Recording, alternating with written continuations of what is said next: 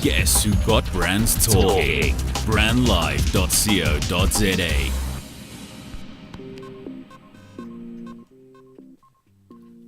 Hello, I'm Kwanele Kunene. I'm Ogusha Matava. Welcome to Meet the Artist, the show which aims to connect you to contemporary African visual artists, as well as the exciting culture within the African art scene. Today, we speak to graffiti artist Mr. Ekse. Mr. Ekse. He's here to tell us all about his journey into the scene, legitimizing work that has been widely considered to be a little bit illegal, and work that he's done both within the art scene and without. Mr. Ekse, welcome to Meet the Artist. Thank you very much. Hi there. How are you doing, kind sir? No, Mnand. Sure. Okay, so before we begin, we also just want to tell you about, some of the features that you can expect on the show. So, first of all, just to let you know, the aim of the show itself is to explore and expose a lot of different fine artists from the African continent to the world. And so what you can expect is us giving you a throwback of what's been happening in the arts, and then a small chat with Mr. Ekse, and then we'll also let you know what's actually coming up in the coming weeks, along with the discovery, where we share with you artists that we've found out about, that we're interested in, and that we'd like you to know. Yeah. Okay, well, let's get into it with the interview.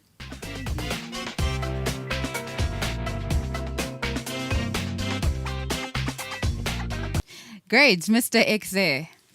Thank you so much for joining us. No, thank you. The place is mine. Okay, well, like we said, you are a graffiti artist, but we would like to know a bit more about you, get the biography going on, so we, have a general idea of who you are, where you come from, what you've done. Yeah, no, I am Mr. Ekse from the dusty streets of Orlando West, Soweto particularly. I was how it all started, I just knew how to draw from day one, and fortunately enough, I recognized it from an early age, and then I kind of grew up with it, and fortunately as well, I kind of managed to maneuver through the formal schooling. For instance, I'm a qualified printmaker, I'm a qualified graphic designer, I'm a qualified multimedia artist, and I see that you went to the Alf Kumalo School of Photography in 2000. That's pretty huge. Yes, plus that. Any interactions with the legend himself? Of course. Oh, okay. We couldn't have avoided it. You had to rub shoulders with the great there. That's awesome. Could you just give us a background of you outside the arts, who you are, where you come from, family, from where you come from? Orlando West extension, a very very proud neighborhood. A lot of people distinct us as a very very, you could say very proud of who we are and where we come from, particularly from Soweto. We don't associate, or we kind of different from everybody else that's from Soweto.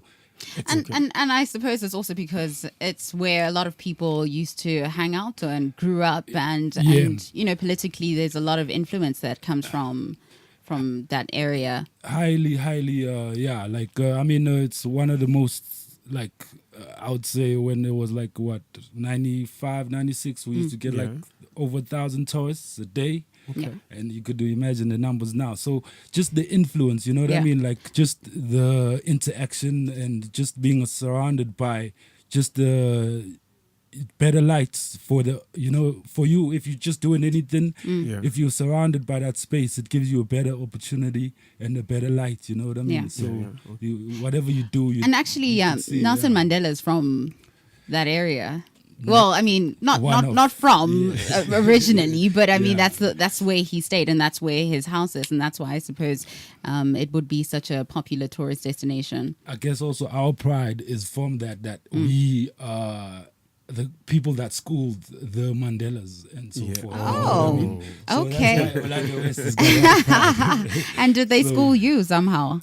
Now, of course, Okay. living and growing up from there, from the politics all the way to like just your general social, Demeanor. yeah, you know what I mean, everyday life. So, yeah, definitely, like that was my biggest, highest influence, and also, I mean, growing up also in El Dorado Park. Yeah. That also kind of just gave me, you know what I mean, a different perspective of the different spaces, Yeah, you know, that you live in, and yeah. And also like the So- different influences and the people that you would interact with from El Dorado Park to Soweto, and so basically you become like what's this, a combination of the two. Yeah, Yeah. and I mean also very much so my influence, as I also saying, being from Orlando West, you know what I mean. From an early age, I kind of carried that responsibility of the artist. You know what I mean, like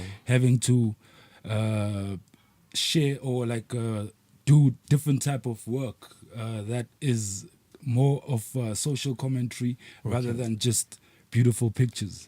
And so, well, I didn't know that you were from El Dorado Park. Is that where the interest in graffiti was sparked?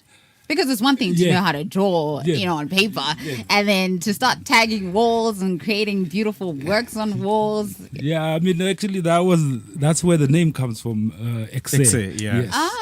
Okay. So when I lived there, my friends just kind of found that I spoke more, for.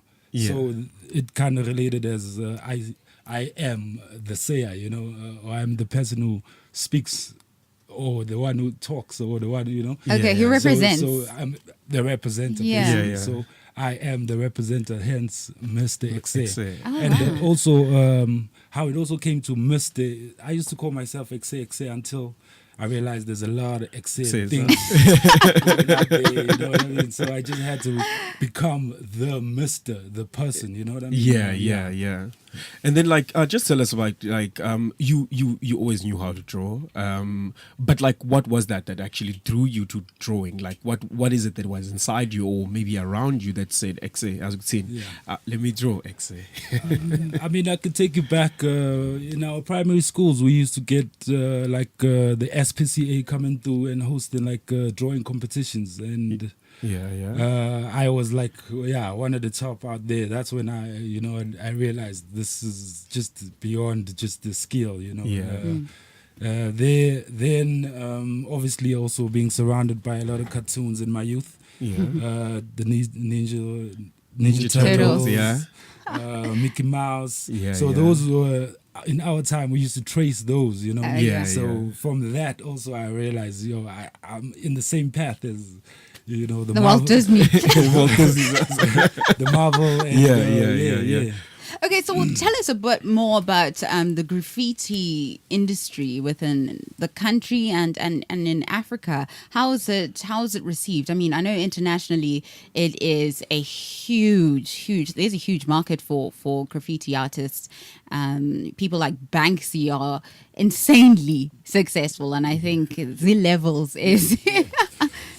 On that note as well, just you must also note there is a very slight distinct, if it's not a big one, but there is a huge difference between graffiti and what would be termed street art. Okay. Tell us school about us. that. Please, Yeah, Mr. we Ekse, want to please know. school us. Yeah. So I mean, me, I'm a graffiti artist. Okay. Yeah, a graffiti writer. Okay. That's the term, which originates from New York City, from like back in the 70s when everybody used to like write their names just to like Tagging. kind of like tagging, but then you know what I mean, it was like more referred to like the gangster expressions in different locations. So there was one guy, Ducky 183, that used to write his name all over. Right, and then it became like when the guy saw his name in the Bronx or in Brooklyn, for that matter, probably he lived in A place far off.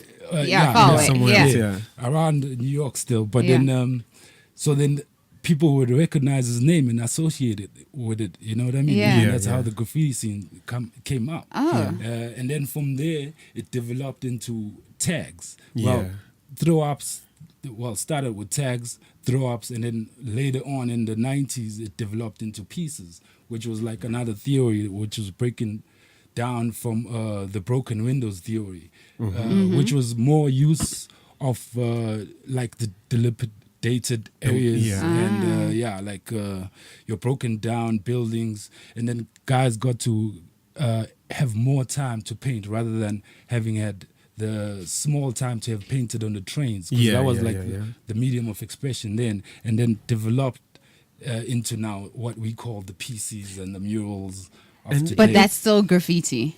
That is the graffiti history. But also in South Africa, like I just want to find out. You've like been able to tell us the history Yeah. from like the broad Yeah. from where it actually began. The history of graffiti in South Africa. Like, can you like maybe enlighten us a bit? Fortunately, I'm from that era because I am a elite club kid.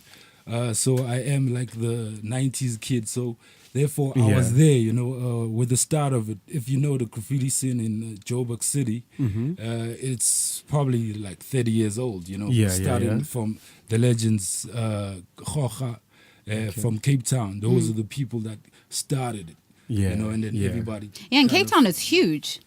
Well, of course. Bigger than here in Johannesburg. Given also if you understand like the overall hip hop context of Cape Town. I know what wanted to mean? get into that about musical influence. For Yeah. you, Yeah. what is your musical influence? I mean, right now, music is so broad, and we're not just influenced by hip hop as we knew it back in the 90s. Yeah. So, what is the music for you that keeps you out on the street doing what you do?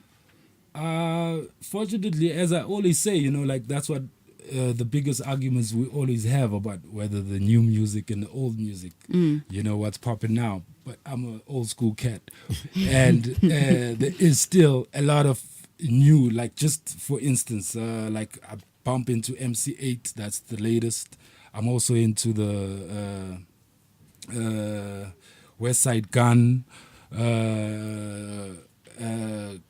I'm like very vast, and if you catch that, music in terms of like the hip hop that we started listening to, hasn't much changed. You know what I mean? It's still there. Everybody is still bringing like the funk, the boom bap that we know from back in the day. I'm still bumping like the music that And then I let's grew up with. let's think about graffiti in terms of beautifying spaces, because like it comes from a space where people thought about it as vandalism, from tagging and throwbacks and stuff. But like in terms of beautifying spaces, how do you look at that? And when you approach a wall or a project, how do you ensure that it's more than just something that's beautiful on a wall? I mean, fortunately, to have like rubbed shoulders with the greats before I was like up there, so they kind of schooled me into having like a very like responsive way of putting my graffiti up, unlike just putting my name up, because I was just that artist who was just putting Ekse everywhere.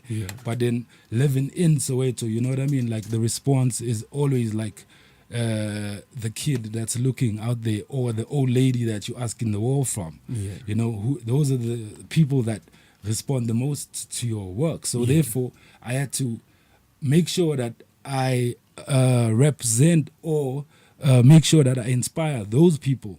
So therefore, my artworks or even my pieces kind of changed.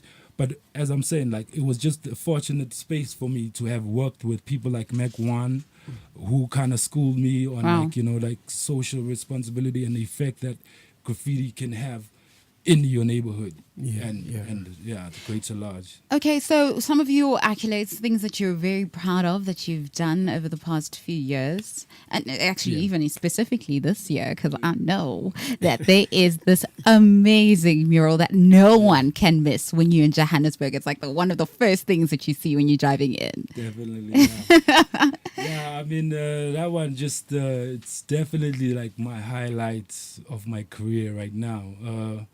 For a lot of reasons. One, I used to school in Newtown. Yeah. I know, like, I used to live that Newtown, scene. So before Bram, you know what I mean? Like, before everything else, that was the art precinct. Yeah. Yes, Yeah, definitely. Yeah. So therefore, I drew from that. That piece actually is a piece that I drew when I was still at the Artist Proof Studio. Okay. So just to give you a Little breakdown, timeline. right? So the piece is called Joe Vendersburg, which was a direct response from me in the city and realizing the most important people being neglected in the city. That is, the vendor ladies or the street vendors that are like, prominent in every street corner. Yeah. So therefore, with that, and then I was like, what is the most, what is it about these people? And therefore I had to do like a lot of introspections and then I came up with that. Then that the Joe Vendersburg piece is basically the power of the woman in the city and like the neglect that they always, Face. face. Yeah. And, And how people, when you're walking on the street, people are really ignoring street vendors most of the time, except Yeah. if you are one to interact with street vendors. If you Yeah. if you don't drive your own car, you never actually get the opportunity to interact with them. Yeah. And so they're always being ignored, yeah. yet they are such a huge part. Very So I want prominent, to just describe the piece because it's in Newtown is it Newtown Junction? Newtown That's Junction. correct. Yeah. Newtown, and it's on that huge. When you're driving on the M1 South, Right. you will see that wonderful young lady carrying Johannesburg on her head. That's correct. Amazing. That's incredible. Like, okay, with that said, big accolade, big mural, beautiful.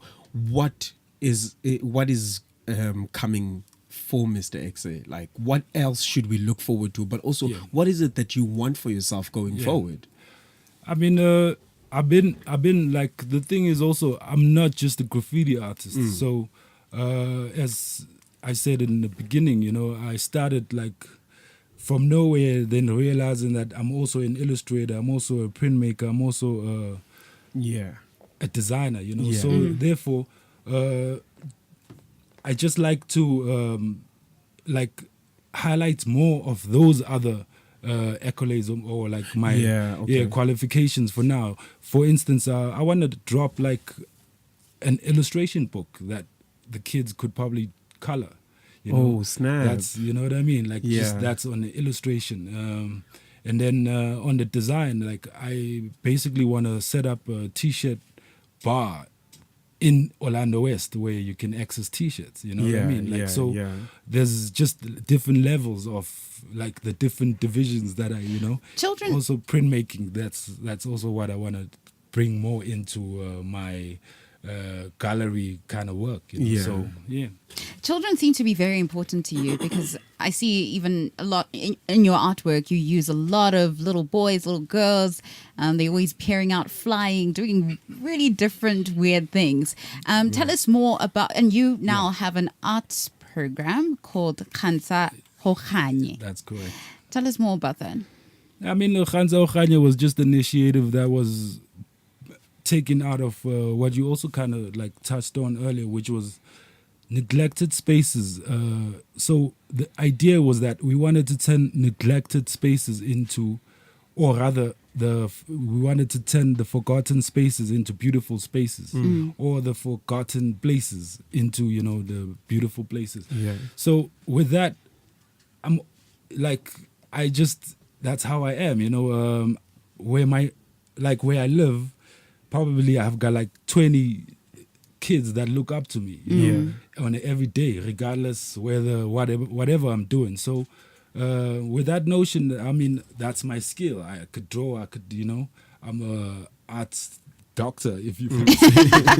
So what better to kind of give that therapy to the youth whilst they still early? You know what I mean? Like to give them what I didn't get at my age. You know What do I you mean? What do you do? What do you teach them? Basically, what we started is kind of the three things. One, which was like playing around the park spaces, which is the forgotten spaces. So we play on the parks, one, and then two, there's a program that we also started at the Tabisang Primary School, which is just up my road, where we provide like art classes to the kids, and like we kind of like do the extramural activity. And and then lastly, you know, we kind of try to mentor whoever's got like the enthusiasm or the drive, but just don't have the information and like the access, you know. So we try and provide that. Like for instance, I'm helping out with the photographers in and around my neighborhood, you know. I'm helping out with like the new up and coming designers, you know. So yeah, I just try, you know. Also me and Taryn, we try. And just to help out with also like the reading and so forth. Yeah. Great. Thank you, Mr. Ekse. Thank you so much for joining us today and sharing all the information that you could in the short space that we had about your life and the graffiti world. And you know what? It's so inspiring for someone in the art space to pay things forward, especially to children, because that is, you know, the foundation phase, and to give confidence is better than anything else in the world. So thank you so much. We wish you all the best for your future projects. Where can people just quickly find your work? And find you? For now, I'm just on the grams as Mr. Ekse, mr.ekse, or even on the FB. You can catch me also mr.ekse. Okay. Or just on the streets. Or just on the streets doing some work. Okay, cool. Yeah, putting it in. Yeah. Thank you so much. Thank you very much, man. Nah, thanks a lot. Peaceful. Peace, guys. You're listening to brandlive.co.za. Have you ever thought about the power of social media? Social media has the power to make your business grow. Yeah. Why don't you let us manage your social media? Because our business is to see your business grow. Visit us at www.beastdownmedia.co.za.